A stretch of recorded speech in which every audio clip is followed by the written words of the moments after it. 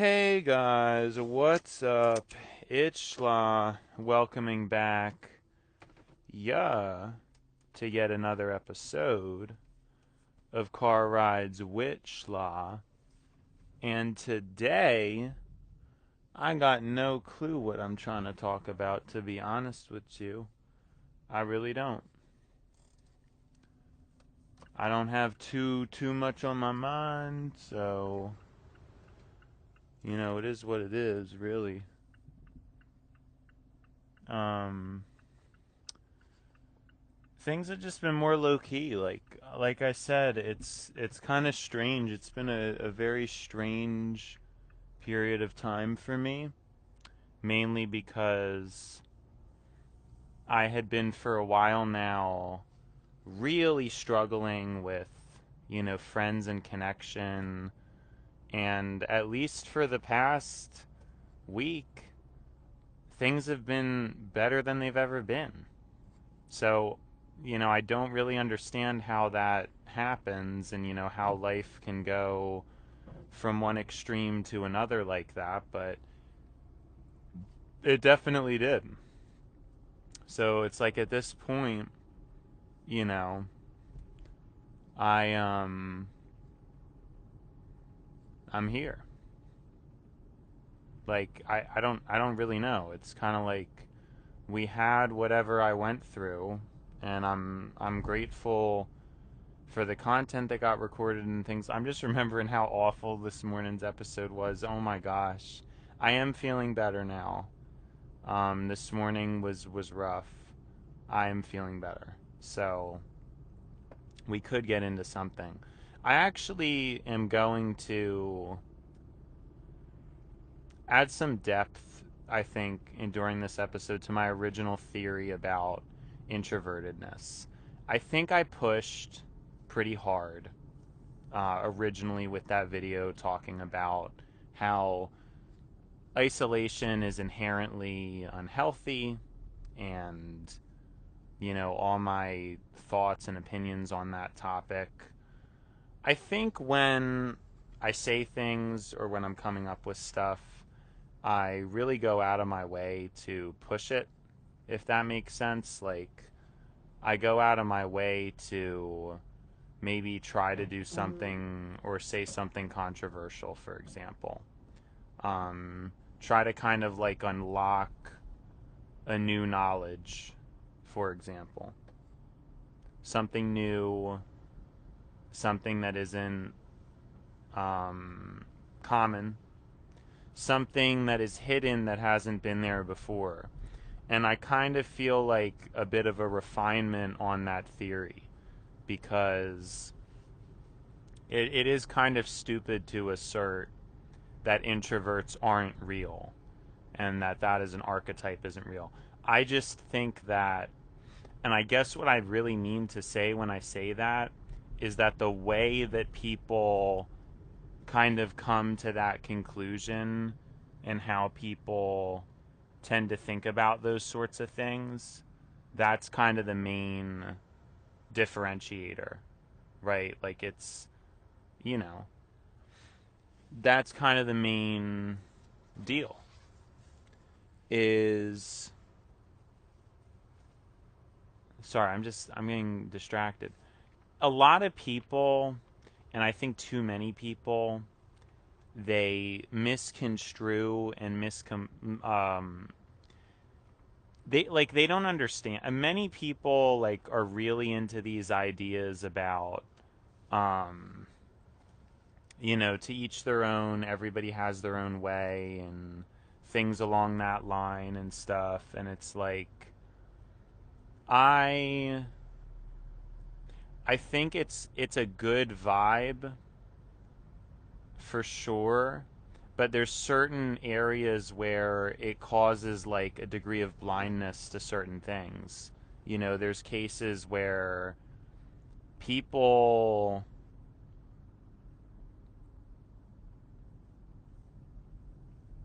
they end up like, oh, well, to each their own. So, my sleep schedule's fine because it works for me. And then it's like, their sleep schedule isn't great and they're like a shell of who they could be. You know what I'm saying? Like there's a lot of moments like that, or like, well, everything works for each person in their own way. I just, my diet's terrible, but it works for me. I'm fine. I'm immune from that. And it's like, well, no. You probably could be, and so that's the problem, I think, with having too much grace with things, having too forgiving of a mentality, of a mindset. That's the problem with too much grace, is I think some people end up being blind to certain things. So when you see certain antisocial behavior, in this case it's introversion, you just go, oh, well, that's fine because everybody's different, so it's fine. But that's not really the end of the conversation. I've kind of articulated my theory before, and I think that it does deserve and warrant further articulation and extrapolation. So I think that modern society artificially creates more introverts than there would be if it wasn't for modern society, because the baseline is different, if that makes sense. Yeah, the baseline is different.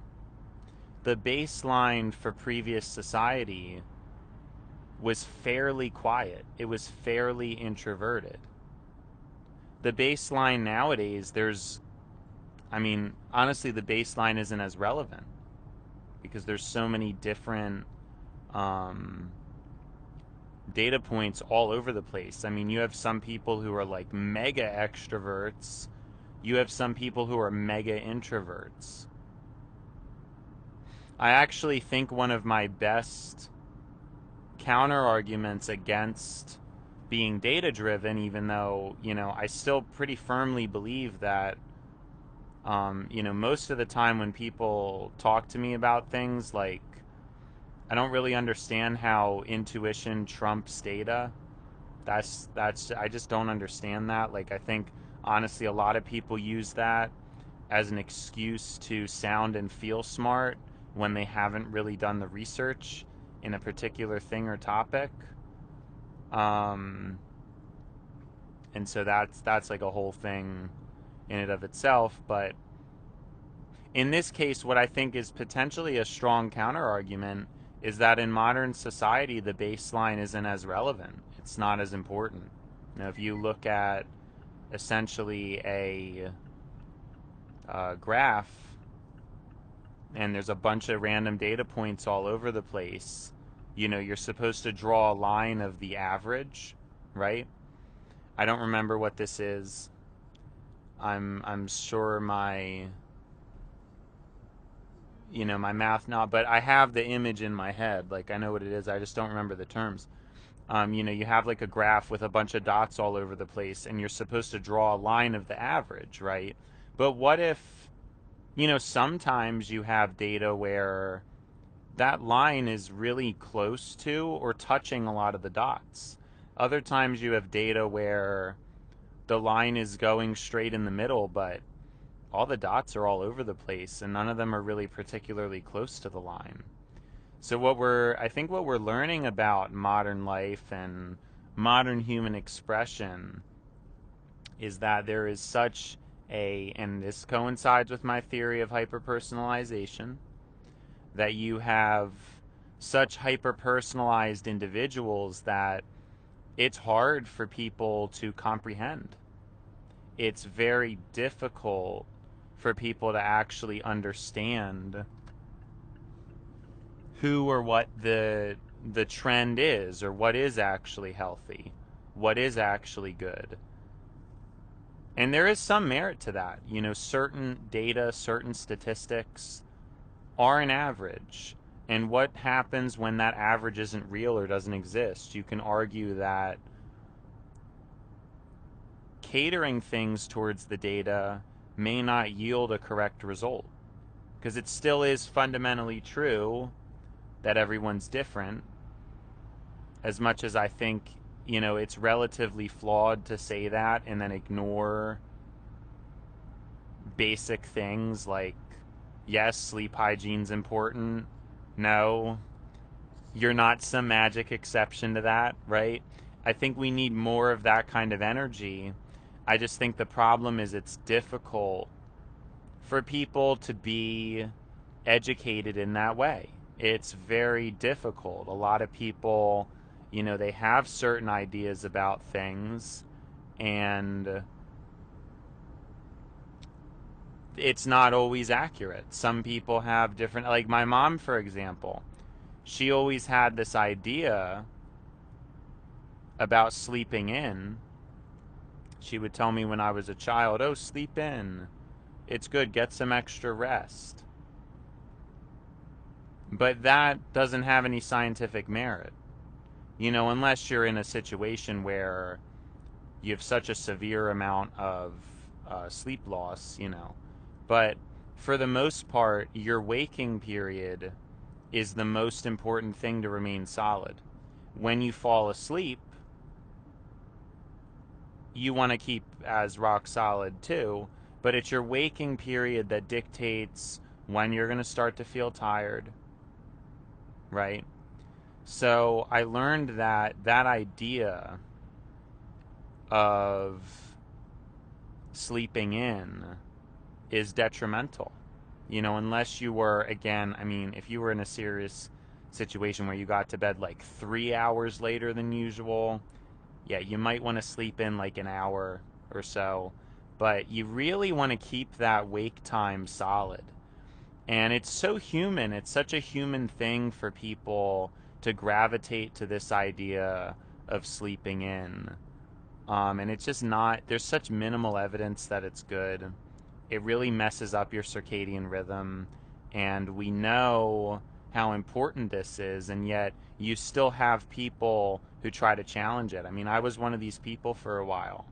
I really thought I could figure out some way to, have less of a sleep need. And, I had all these ideas, and, it's like, I really wanted that, but as I got older and I got more mature, eventually I just realized like this is something you have to come to terms with. I mean, this is the truth. I'm not going to be able to ascend or avoid a sleep need. It's not going to happen. You have to come to terms with certain things. And we don't see that energy or that attitude very often anymore. There's very much this energy or attitude of, well, if it works for you. But the problem is we're seeing very clear data that more so than ever, things are not working for people. You have medication use is higher than ever, which you could argue is a good thing because it means that maybe in the past people weren't getting enough medication, but we can also assume that there are people who may not really need certain medications and may just be using them as a result of poor exercise. I think I've talked about this concept before where it's like, some people who have like really bad anxiety, really bad um, depression, some of them probably do need medication. It's very genetic. Their brain does not produce a sufficient amount of serotonin or dopamine, and it's very difficult for them to get motivated. There are certain cases of that, but we have seen a particular increase that is so dramatic that it begs the question of how much of this is a human thing where it's like, you get a headache and then you just take Tylenol, and have we looked into the ramifications of that? Is it worth it? Is it worth the financial cost? Is it worth the material cost? Maybe it is. I mean, I feel like there's probably debate about these topics where it's like maybe taking a Tylenol when you have a headache, maybe it's fine. Maybe it just genuinely helps people's lives and the risk is fairly low. So I'm not going to say anything conclusive because, I haven't like dug into studies for this stuff, but I'm bouncing ideas around. I do think that a lot of people would be better off if they ate better and if they slept better. And it's true. Like, I don't know. But at the same time, I mean, everybody is different, and even in my case, like, I think eating better, walking daily, sun exposure, circadian rhythm alignment, it's helped me. But I still have my problems, but, like, I've still shown up to work. I'm not remotely as bad as I used to be. I mean, I used to be the type of person where, I'm like a zombie in school. Like, I don't want to be there. I need freedom. I need this. But I'm like able to handle whatever I'm doing. But, I can't say that. I honestly feel like in some ways, like I feel less competent than other people. I feel more tired. But when it comes down to it, um, there is some notable accomplishments, like with my diet, with my organizational skills when it comes to planning my diet, when it comes to, again, I mean, I've never been late for work. It's not something everybody can say. Um, but it is the sheer consistency of my sleep schedule. It's very strong. But I mean, hey, that being said, there's a lot of people. I just think it's for my age. I think that because when I think of people who are pretty consistent, they're people who are like adults. They didn't grow up on a smartphone. They didn't grow up on handheld tech, so it's different. But for me and my generation, and especially with how horrible my sleep schedule used to be, I think it's pretty notable what I'm doing.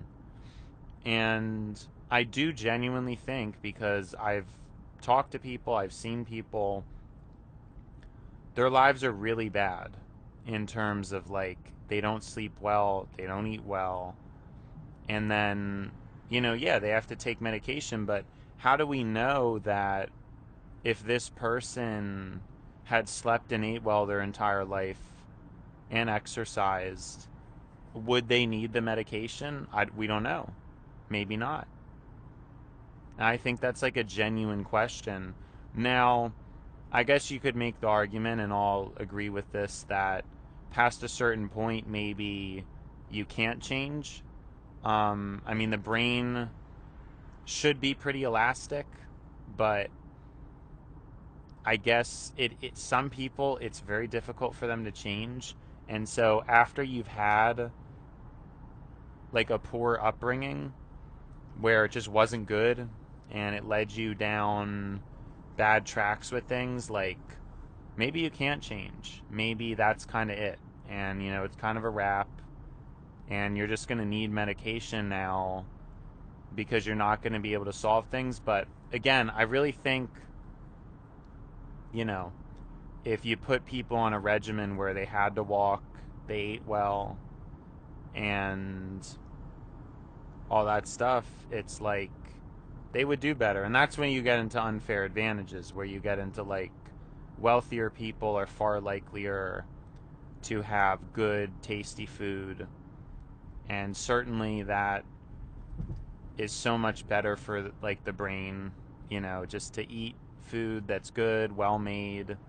Um, the poor used to be able to cook, and that was stripped of us through mass advertising and adoption of selling us lazy meals, which we've gravitated towards. Now it's, well, there isn't enough time to cook. Part of the reason is perceptive. I mean, the reason why you feel like there's not enough time to cook is because you have a smartphone that is much more stimulating. But there's not really, I mean, plenty of people love cooking. And they wouldn't see it as a big deal to wake up, go to work, come home, cook a nice meal, and go to bed. You know, you work that 5 days a week, and then, yeah, I mean, there's not a lot of free time, but that shouldn't really be needed to be happy. But of course, I mean, more free time to an extent is an advantage. It's another luxury.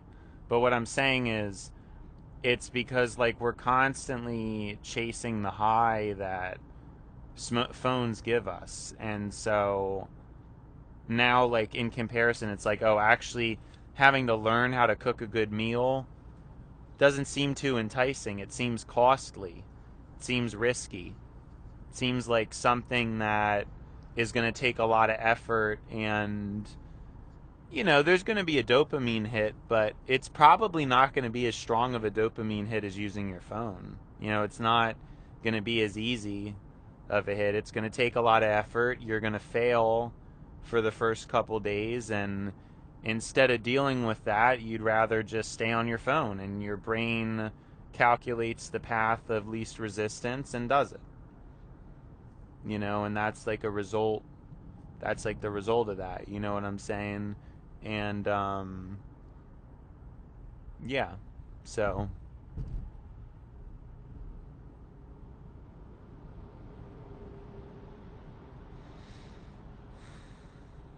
but that's what I think. I mean, I don't know. I really think like you would. I think there's a guarantee. Let's not get into how much. Let's not, because that's where there's debate. And I do think, like, I'm not going to say that everybody can be healed. I'm not going to say that, because that's no. But I'm certain that the medication use in America would decrease if everybody had access to good food, could afford it, and in addition to that, um, exercised and slept well. Like, I think you wouldn't need those, and it would be good. A lot of people would be better. Now, then you get into some other issues where, again, there can be genetic de- deposition. I think it's depositions. I don't know. There are genetic advantages. I mean, some people. I think in my case, I was blessed with amazing sleep genetics, where it's just like, you know, I don't. I know a lot of people who don't sleep much, and they can do it. I've never been able to be that way, and I mean, maybe it's weakness in a way, but even during my period where like I tried to push it, I could still sleep like pretty easy, all things considered. You know, I knew plenty of people and know plenty of people where it's like they just can't sleep, or they don't sleep. You know what I mean? And they're just like, "Oh, I'm going to work and I only got 3 hours of sleep." And they're like still awake. When I do that, like I'm dozing off. And it's like I've always had that like conundrum in my head where it's like, "Wait, well, it seems like they're healthier because they're able to handle this thing that I can't handle. Like I'm like weak, I get tired, you know, and so there's like this whole thing with that, right? And yeah, I really think about that. But I think it could be strength, and if you look in the long term, I think it's likelier that, I would live longer, or I would probably get sick less, things like that. I think it's more of like maybe my body or my brain, it's more in tune. You know what I mean? Like I have my tiredness, and it kicks in, and again, like it hasn't happened in a while, but when I'd be dozing off, like if I was at work on low sleep, like I'd be kind of dozing off. Like I can't. But there's people who don't. There's people where it's like off 3 hours of sleep, they're fine. And again, it's like I feel like part of that. I mean, is it that I'm less healthy? that could be partially true. Because if somebody's stronger, they'd be able to like muscle through it. But I've just never been able to do that, and so yeah, I feel like I just have much less insomnia than the average person, and that's mostly going to come down to genetics. I don't think it even comes down to diet because I ate terrible for a while. Now, not as terrible as some other people. I was still eating pasta, which white pasta, it's not great. Now it seems repulsive to me because I've gotten used to a low carb and low grain diet, but there's definitely worse stuff out there than just like, organic white pasta. I'm certain there's worse things for you than that some people eat. And like, cans of crushed tomatoes, chopped garlic to make my own sauce, oregano. I mean, this is what I did. And usually having a lot of cheese with that, sometimes beef, but first my dad was still kind of skeptical about that, so I was only having a pound a week. Then I think I was having like 2 pounds a week. Not much, not really enough to be that good, but growing up, I didn't have that great nutrition, because again, meat consumption was limited back then. My dad was like listening to the advice about that, but then now it's like you learn, well, there's some nuance to that. Meat could have some long-term risks, but it also has a lot of really good nutrition in the short term. So like especially when you're a child, it probably would make a lot of sense to eat that. Um, I wasn't eating much of that, I didn't eat a lot of vegetables. I was a picky eater. So I didn't really have any amazing nutrition growing up, honestly. I just didn't. I mean, my dad got half decent food, shopped at Whole Foods, but it wasn't like I was eating anything particularly healthy, especially with what I know now. Um, but I guess it was better than some people, but I did a lot of intentional like sleep experimentation, wanting to be awake, wanting to not have to sleep. I would do a lot of waking up early. That's kind of my equivalent of staying up late, actually. It's kind of funny. Like, my equivalent of that is waking up early. Like I'm that like backwards from like a normal human. It's like sometimes on a Saturday I'll wake up at like 4 a.m. instead of 5, and I'm like, yeah, like I can't go back to sleep. I'm so, you know what I'm saying? That's my equivalent is not staying up late at night. It's like waking up early is like my unhealthy equivalent, I guess. So I think that's kind of funny. But that is genuinely how I am. Like in the past year or two, there's been way more times like I've woke up early than I've gone to bed late. Like I just don't like staying up late, but like waking up early for some reason that it checks out. Isn't that like I think that's interesting. I don't know. I think it's interesting. Um but yeah, so there has to be a genetic advantage though, because I talked about how for years in my life I had terrible sleep. I mean, I was all over the place. I slept kind of whenever I felt like, and then when I didn't, and it was horrible for a long time. And I've really fixed it. And I think that's it's pretty impressive just how consistent it's been. Like I don't know. Like I don't know anybody else who I'm sure they're out there, but and again, I'm honestly just going to chalk it up to genetics. I'm not really because there's not really any reason why I should still be good. There's not. Like I probably did so much damage to myself from like 14 to um 20, 21. And that's like bad. You know what I mean? Like 14 to 20 or 21. That's not good. That's like a very important time span where there's obviously like a lot of development going on. Um and I was not sleeping well at all. And then specifically, it was like 17 to 21 was like the core of the worst of it. A lot of people, I don't know that they like bounce back from that, or if they ever really like, I don't know. And I've just been able to get through it. I think even during that period, the terrible sleep I had, my brain's just been decent at managing or like going to sleep. I don't know.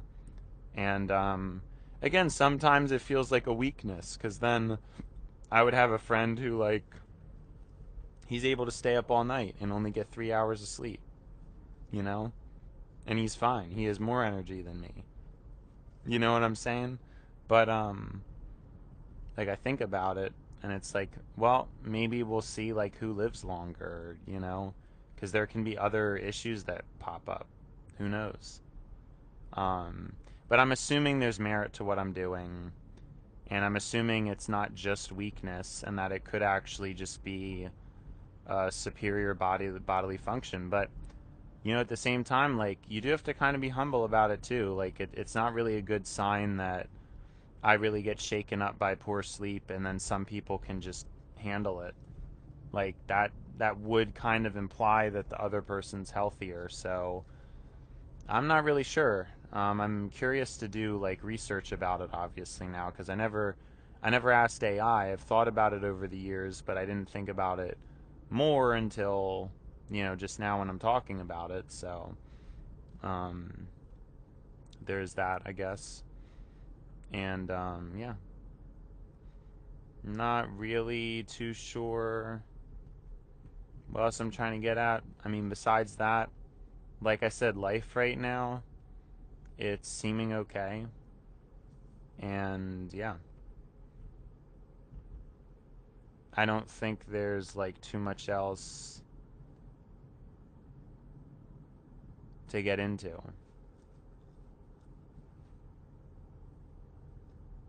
Like yeah, I don't know. I don't think there's too much else to. But yeah, I had my redemption at least. This morning's episode was terrible, but today was a relatively okay day, and that's good. But we'll see how things turn out, because I don't know what's gonna happen when I get home and how that's gonna go. Things can always change, outcomes they can change, and it can go from being an amazing day to changing to be a not amazing day. So, but for now, like it was okay. And I just have 2 more long days to go. So that's not super fun, but it is what it is. Like I can't do too much about it. You do what you can. Um, yeah, I'm not sure where something is right now, so that's kind of ticking me off, but whatever. Yeah. All right. Might be lost. Anyways. Well, no, I'm not lost driving. That'd be kind of funny, but um, I was talking about the thing that I lost.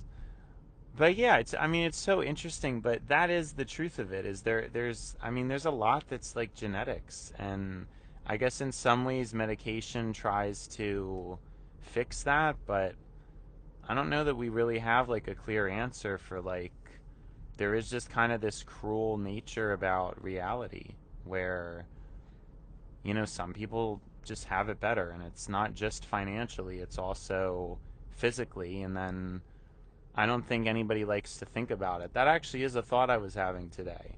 Many people, I've probably said this before too, it's so difficult for them to quantify things.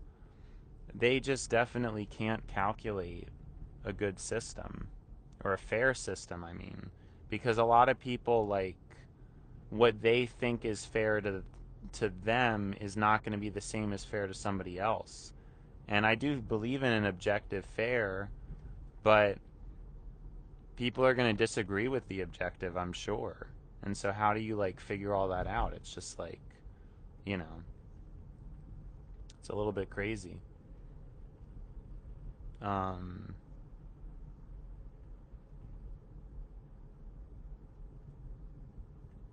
so,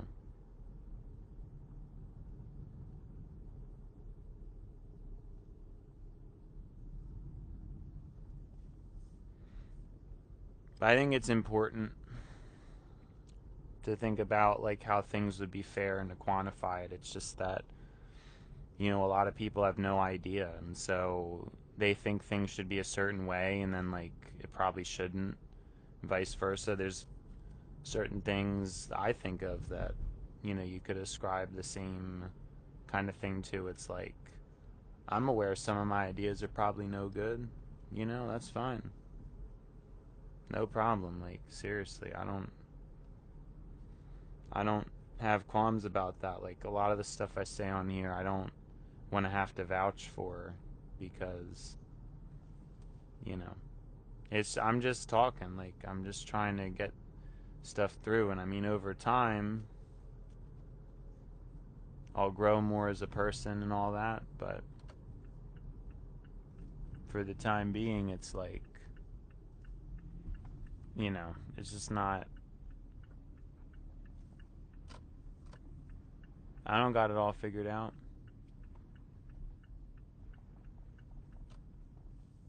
So,